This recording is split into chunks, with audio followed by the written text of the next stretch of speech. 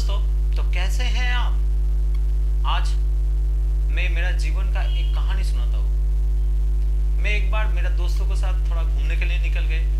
आराम से बैठे हुए हैं, कोल्ड ड्रिंक्स पी रहे थे, चिप्स खा रहे थे, पूरा रिलैक्सेशन है, पूरा एग्जाम खत्म हो गया, बहुत मस्ती में घूम रहे।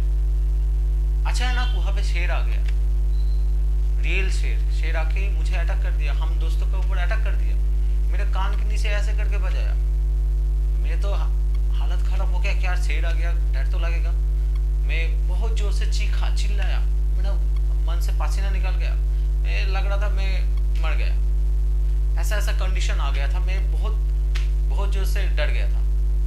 तब क्या हुआ, आजू बाजू में कुछ लोग अचानक से हंसने लगा मुझ पर, हंस रहे, मजा ले रहे। ये कैसे कैसे बदतमीज लोग रहते। एक आदमी डर के मारे मर रहा है, लोग हंस रहे। तो मैं तो बहुत गुस्सा भी आ गया था, टेंशन में आ गया, क्या करूं क्या करूं। तब मेरे कान में आवाज आई, किसी ने बोला, अरे तेरा आंखों से चश्मा निकाल। मैं तो चश्मा निकाल के हाथ में देखा कि मेरे सामने एक बड़ा सा टीवी का स्क्रीन है, जायंट स्क्रीन है। बाद में मुझे याद आया, मैं तो आया था एक मूवी देखने के लिए, एक सिनेमा हॉल में। ये 3D मूवी था। तो मैं जब 3D मूवी देखने के लिए कोशिश कर रहा था, देख रहा था, तब मैं पूरा मेरे अपने आप को भूल गया था। मैं कौन हूँ इसे भूल गया था। मैं उस मूवी में इतना ज़्यादा इन्वॉल्व हो गया था कि मुझे लगने लगा कि वही मूवी का दुनिया सच है, वही रियलिटी है।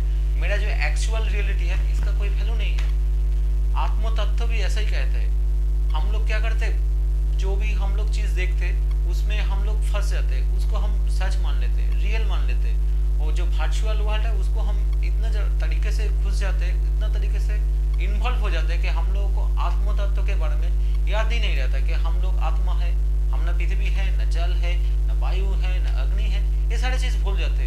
भूल के हम लोग अपने आप को हिप्नोटाइज करते, हिप्नोटाइज करके उसे ही सच मानते जो हम लोगों को दिखाई दे रहा है, जो सुनाई दे रहा है। लेकिन हम लोग अगर अपना मन के अंदर झांकेंगे, अब तो हमें दिखाई देगा कि सुनाई देगा कि हम लोग आत्मा है, हम लोग इन सब से अलग है। हम लोग क्या करते हैं, हम लोग अपने आप को ही भ्रमित करते, भ्रमित करने के स्वरूप हम लोग डिप्रेशन में चले जाते, लड़ाई करते, झगड़ा करते, सोचते, रोते, मजा लेते। ये सब कुछ एक भ्रम है। इसलिए अष्टवक्र महागीता में अष्टवक्र मुनि बोल रहे जीवात्मा असल में आत्मरूप है, साक्षी है, व्यापक है, पूर्ण है, अद्वितीय है, मुक्त है, चैतन्य रूप है, सभी प्रकार क्रियाओं से परे, ना क्रियाएं करती है, ना ही उसमें क्रियाएं घटती है, किसी भी प्रकार संग दोष प्रभावित नहीं होता, किसी भी प्रकार इच्छाएं नहीं होता है, शांत है। संसारमान यदि ये दिखाई देती है तो इसका मतलब भ्रम है। अभी जो बताया भ्रम, मैं अपने आप को भ्रमित करता हूँ। मैं मेरा एक फ्रेंड के बारे में बताना चाहूँगा। वो बहुत ही ज़्यादा भावुक लड़का है, बहुत अच्छा लड़का है, बहुत ही सबके साथ अच्छा रिश्ता रखता है, दोस्त है बहुत अच्छा। वो एक बार प्यार में चक्कर में फंस गया था, किसी लड़की के चक्कर में फंस गया था। उसे प्यार करता था, जी जान से प्यार करता था, लाभड़ में हम लोग उसे कहते थे। उसके साथ 16-17 घंटा फ़ोन पे सिर्फ बातें करते रहता। दिन भर रात भर पढ़ाई करता है, सब कुछ करता है, लेकिन फ़ोन टू फ़ोन कनेक्टेड रहता था। 16 घंटा 17 घंटा, कभी कभी फ़ोन का चार्ज डालने के लिए जितना टाइम ज़रूरत होता है उतना टाइम वो फ़ोन पे चार्ज देता था, उसका फ़ोन स्विच ऑफ रहता था। बाकी समय वो उसके साथ फ़ोन पे क्या बातें करता था पता नहीं, लेकिन बातें करता था। इतना अच्छा प्यार करता था, इधर उधर घूमता था, एक साथ रहता था, सब कुछ खरीदता था। तो कुछ दिन बाद ऐसा हुआ, एक समय आया, वो लड़की को एक जॉब मिल गया, बहुत अच्छा जॉब मिल गया, लेकिन लड़का को उतना अच्छा जॉब नहीं मिला। वह लड़की का मम्मी पापा बुला के तुम्हारे साथ रिश्ता नहीं हो सकता है, काट ऑफ कर दो। तो लड़की ने क्या किया, उसको साथ ब्रेकअप करके चला गया। लेकिन लड़का ब्रेकअप नहीं कर पाया, बहुत कोशिश किया उसे मनाने की, उसके घर पे भी जाने की कोशिश की, लेकिन उसका रिश्ता नहीं टिका। लड़की चला गया। लड़की चला के कुछ दिन बाद वो फिर से अच्छा जॉब मिला था, एक लड़कों से शादी कर लिया, उसके साथ अभी बेटा बेटी है, अच्छा जीवन कट रहा है। जब प्यार कर रहा था पूरी तरीके से उसमें इन्वॉल्व था। जब भी उसको छोड़ दिया तभी ब्रेकअप हो गया, तभी लड़की सब कुछ भूल गया। That is called detachment. आप हर एक चीज करते हो, हर एक चीज देखते हो, हर एक चीज में इन्वॉल्व होते हो, क्योंकि आपको जरूरत है जो वर्ल्ड है इसे वर्चुअल मानो, इसे हर इस चीज में इन्वॉल्व हो, लेकिन इसमें अटैच कभी मत हो। इसको अटैच होगे तभी आपका जीवन में तकलीफें आएंगी, तभी आपका जीवन में दुख आएगा, तभी आपका जीवन में खराब ख्याल आएगा, बुरा ख्याल आएगा। आपको डिटैच होना है, सब कुछ का वो चाहिए, करना ही है, लेकिन जब भी आप उसे छोड़ते हो वो सिर्फ आपका याद में रहे, लेकिन उसमें ज्यादा इन्वॉल्व ना हो। आपने कमल का फूल देखा होगा, कमल का फूल जो है वो कीचड़ में पाई जाती है, पानी कीचड़ के अंदर पाई जाती है, उसमें सांप भी मिलता है, ऐसा केवटे, तो सांप उसे जकड़ के रखता है। वो पानी से जब भी पानी से निकल दे, उसका अंदर थोड़ा सा भी एक कीचड़ नहीं रहता है, पानी का एक बूंद जो भी रहता है वो धीरे धीरे गिर जाता है। That is called detachment. आप उसमें इन्वॉल्व थे, जब भी आप उसको निकाल दिए पूरा कहानी खत्म। तभी वो कमल का फूल के सिवा दुर्गा पूजा नहीं होता है। भगवान श्री रामचंद्र ने दुर्गा पूजा करने के समय कमल का फूल लिया था। इसे कहते हैं डिटैचमेंट। आपको डिटैच होना है, आपको सब कुछ चाहिए, सब चीज इन्वॉल्व होते, दोस्तों के साथ घूमते, पार्टी करते, बिजनेस करते, जॉब करते, सब कुछ करते, लेकिन आपका मन में जब तक डिटैचमेंट नहीं आएगा, आपका मन में जब तक वो भावना नहीं आएगा, वो ज्ञान प्राप्त नहीं होगा, तब तक आपका जीवन में दुख दरिद्रता कम नहीं होगा। आप जन्मों जन्मांतर के बंधन में बंधे रहेंगे, कभी भी इससे निकाल के आपको मोक्ष नहीं मिलेगा जब तक आप डिटैच नहीं हो रहे। और अटैचमेंट होगा। मेरा दोस्त जो हुआ था अटैच हुआ था, इसलिए उसे जीवन में दुख मिला था। अगर वो सब कुछ करता, उसके साथ उसका मन में डिटैचमेंट का भावना रहता, तो उसका जीवन में इतना तकलीफ नहीं होता, इतना दर्द नहीं होता। तो अष्टवक्र महागीता बोलते हैं आपको डिटैच होना है। आपको किसी चीज में सब कुछ आप करते हैं, लेकिन किसी में आपको अटैचमेंट नहीं होना चाहिए, डिटैच होना चाहिए। आपका मन में इसलिए बोलते है मैं देही हूँ, इस अभिमान से तू जन्म जन्मांतर के बंधे से बंधा हुआ है। मैं आपको मन में बोलो मैं देहो नहीं हूँ, ये ज्ञान को प्राप्त करो। इस अभिमान से तुम सारे बंधन से मुक्त हो सकते हो।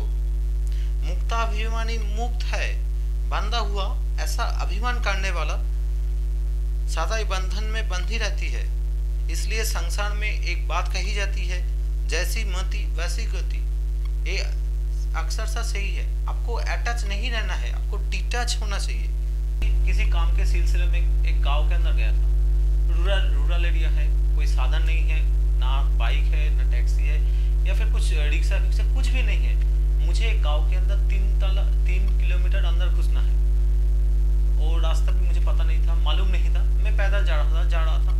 पूरी तरीके से मैं टायर्ड हो चुका। ये गर्मी का समय था, पसीना आ रहा था, मेरा पानी भी नहीं था, पूरी तरीके से थक चुका था। मुझे लग रहा था क्या मैं नहीं जा पाऊंगा, उधर उससे आगे नहीं जा पाऊंगा। मैं बहुत टायर्ड हो गया, क्या करूँ। बाद में कुछ देर बाद मैंने देखा एक मामू ऐसा करके सिगरेट पी रहा है, 2-3 सिगरेट एक के बाद सिगरेट पी रहा है, कुछ किताब देख रहा है, कुछ देख रहा है, कुछ बहुत मजे से है। मैं उसके पास गया कि बोला भैया उसको मुझे पता तो ये राजापुर कैसे जाना है। वो मेरे बात को ध्यान ही नहीं दिया। एक बार पूछा, 3 बार पूछा, 5-6 बार पूछा। मेरे उसके सामने जाकर पूछा, कान के सामने, उसने कोई वैल्यू ही नहीं दिया। मैं और ज्यादा फ्रस्ट्रेटेड हो गया, क्या करूँ। मुझे लग रहा है कि आप और नहीं होगा, शायद मेरा हार्ट अटैक सांस स्ट्रोक भी हो सकता था। मैं क्या करूँ, फ्रस्ट्रेटेड हो गया। उसको इग्नोर करके थोड़ा सा वॉक करने की कोशिश किया, 1-2 पायर गया। तभी वो मामू मुझे बोला, अरे भाई तुम सीधे जाओ, सीधे जाके लेफ्ट, उसके बाद राइट, दाएं जाके बाएं। मैंने तो उसको पूछा क्या भाई आपको पास में 10-12 बार पूछा कि बोलो कैसे है, आप तो मुझे नहीं बताया, क्यों नहीं बताया, मुझे बोलना था तब मुझे आसान होता। वो बोला तुम तो इधर मेरे सामने खड़े हुए थे, तुम तो चलने का कोशिश शुरुआत नहीं किया था, तुम कदम नहीं बढ़ाया, तो मैं क्यों बोलूँ तुमको। तुम अभी कदम बढ़ाए तभी मैं तुमको बताया। अगर तुम नहीं कदम बढ़ा था तुम इधर ही बैठे रहते, तुम मर भी जाते, हम तुमको कुछ नहीं हेल्प नहीं करते। इससे मुझे एक सीख मिला। इसका मतलब है जब तक आप खुद का मदद नहीं करेंगे, आप खुद से कोशिश नहीं करेंगे ज्ञान को प्राप्त करने के लिए, खुद से आपका स्टेप नहीं लेंगे, तब तक आपको उस ज्ञान आपको नहीं मिल सकता है, तब तक आपको मोक्ष नहीं मिलेगा। आपको ज्ञान प्राप्त करना है, किसी चीज में सक्सेस पाना है, आपको जितना भी तकलीफ हो, आपको लग रहा है कुछ नहीं है, फिर भी आपको जाना है, कोशिश करना है। जब तक आप कोशिश नहीं करते, जब तक आप ज्ञान को प्राप्त करने के लिए स्टेप नहीं लेते, तब तक प्रकृति आपका हेल्प नहीं करेगा।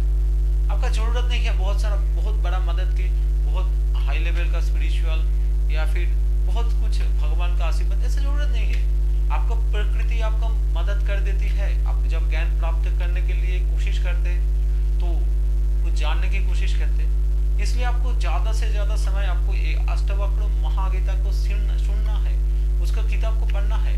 अगर आप पढ़ नहीं सकते तो उसको सुनिए, बार बार आपका मन में सुनाइए। दिमाग में जितने बार सुनाएंगे आपका मन में छवि बैठ जाएगा, एक वीडियोग्राफी बन जाएगा। तब आपका मन खुद से बोलेगा मैं ही आत्मा हूँ, मैं ही सब कुछ हूँ, मैं जो ये ब्रह्मांड जो भी देख रहा हूँ ये भ्रम है। जब आपका मन में आपका भ्रम को आप हटा लेंगे, आपका मन में इसको बैठा लेंगे बार बार सुन के, तभी आपका मोक्ष एक ही सेकंड में आपको आ जाएगा। आपको सिर्फ सुनना है, बार बार जानना है इसको, आपका ब्रेन में बोलना है, आपको खुद से मेहनत करना है। जब तक आप नहीं करेंगे तब तक आपको प्रकृति महामाया आपको नहीं छोड़ेगा, आप ज्ञान प्राप्त नहीं कर पाएंगे। और जब तक आपको ज्ञान नहीं प्राप्त होगा आप जन्मांतर के बंधन में बंधे रहेंगे, आप फंसे रहेंगे, आप डिप्रेशन में रहेंगे, आप दूसरे को कोसेंगे, लेकिन आपको मोक्ष नहीं मिलेगा। इसलिए आपको स्टेप लेना है, थोड़ा थोड़ा करके वही चीज करना है जहाँ पे ज्ञान है। ज्ञान के मार्ग के सिवा आप किसी भी तरीके से आपको मोक्ष नहीं मिलेगा। आप कर्म करते, कर्म करने से आपको मोक्ष मिलने का संभावना थोड़ा सा कम है। भक्ति मार्ग में भी आप करते, वो भी एक कर्म का अंदर आएगा।